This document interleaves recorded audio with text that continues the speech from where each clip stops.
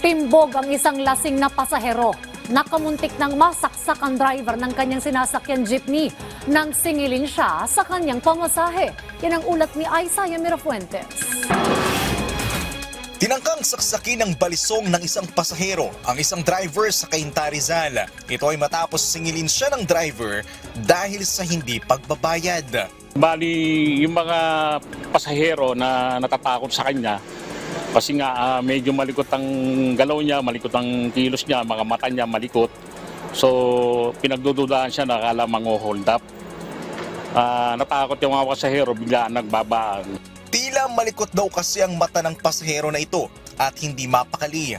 Maswerteng nasalag ng biktima ang patalim, ngunit nagtamo pa rin siya ng sugat sa kanyang braso. Aminado naman ang suspect na lasing siya nang sumakay siya sa jeep. Dahil bago siya umuwi, uminom daw muna siya kasama ang kanyang mga katrabaho sa construction.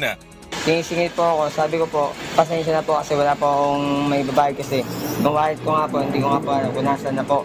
Iginit niya na siya pa raw ang bubugbugin ng driver dahil sa hindi niya pagbabayad ng pamasahe. Wala po, wala din po akong dalang balisong kahit anong klaseng banaksak po, wala po talaga. Pero nakumpiska ng mga pulis sa suspect ang kanyang dalang patalima. Actually, known user din yung ating suspect eh. Known user siya na gumagamit din siya ng illegal na droga.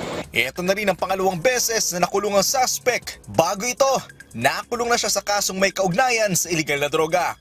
Ngunit ayon sa suspect, nakulong siya noon dahil siya daw ang umako ng kasalanan ng kanyang tiyahin.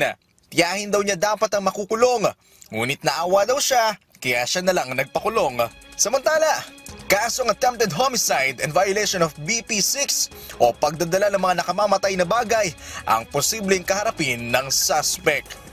Aisaya Mirafuentes para sa Pambansang TV sa Bagong Pilipinas.